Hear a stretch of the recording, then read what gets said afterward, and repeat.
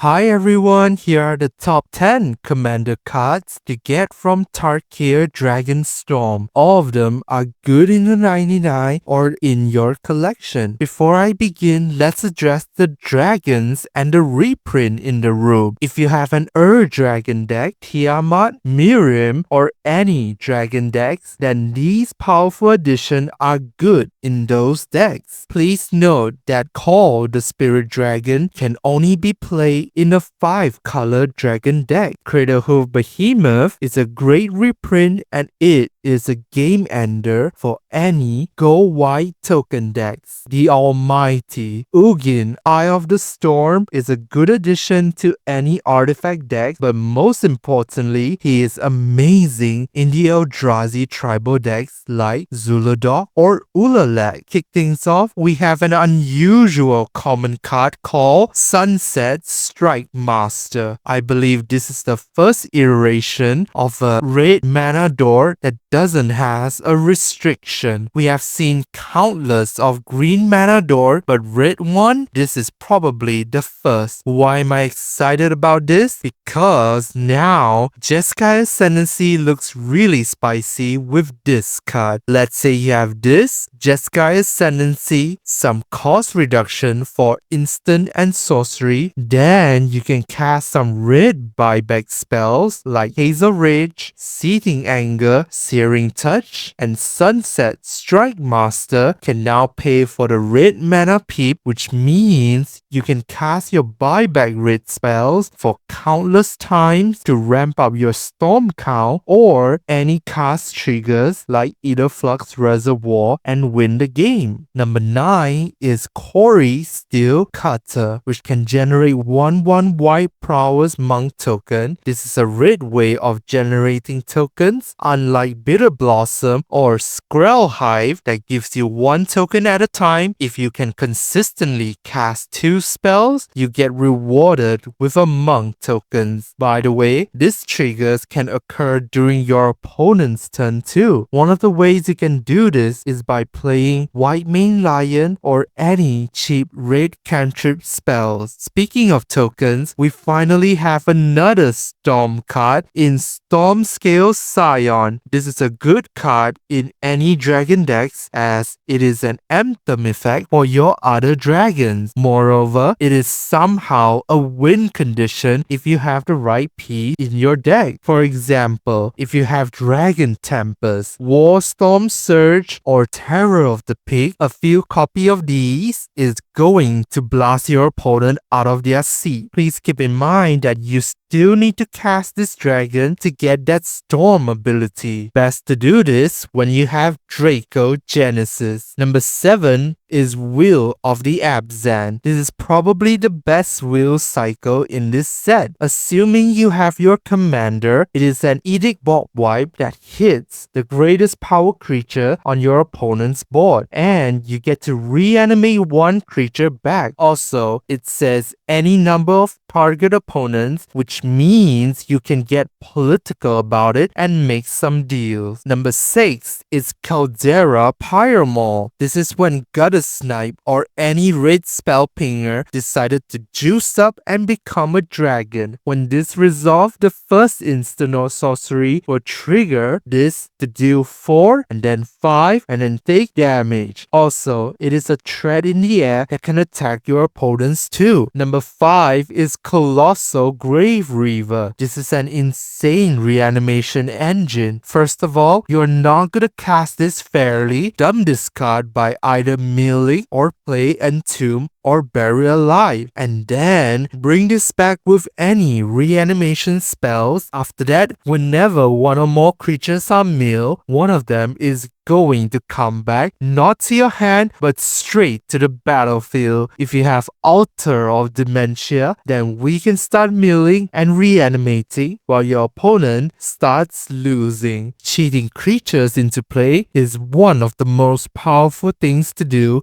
in Magic, and this card can help you get there. Speaking of cheating creatures into play, here's another one, and number 4 is nature's rhythm, while Green Sun Zenith can return itself back to the library and potentially you could cast it again. This one, however, you can get one big creature with no color restriction. Later on, you can do it again by using that Harmonize ability. If your graveyard is left untouched, this is more or less guaranteed to happen again. Do you always get interrupted by pesky blue players? Then you want to get Voice of Victory, who secure the third spot in this list. While Grand Abolisher and Myrel can stop activated ability, this card is cheap and less restrictive to cast, and he can stop your opponent from casting spells like counter spells or any removal spells. Be sure to check the board for any scary activated ability first before executing your game plan. Coming in second place is Mistrise Village. This blue land can make your next spell uncounterable. If you think Cavern of Soul is good, this is even better. It is not restricted to a specific card type or any creature type. It just says the next spell, which is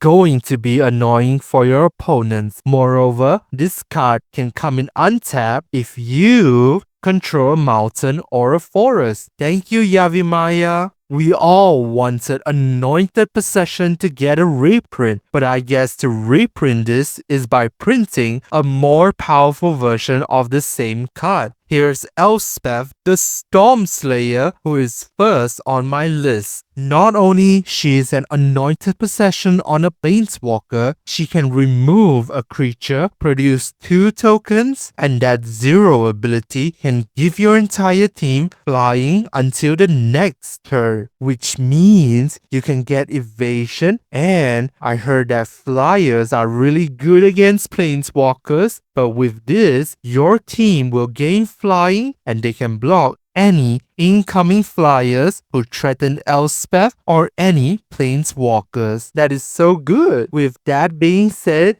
that is all for today's video. Here are the top 10 cards that I recommend you to get from Tarkir Dragonstorm. Which card are you most excited for? Do you like this set? Please let me know down in the comment section. Thank you so much for watching, you guys, and I'll talk to you all in the next one. Bye bye.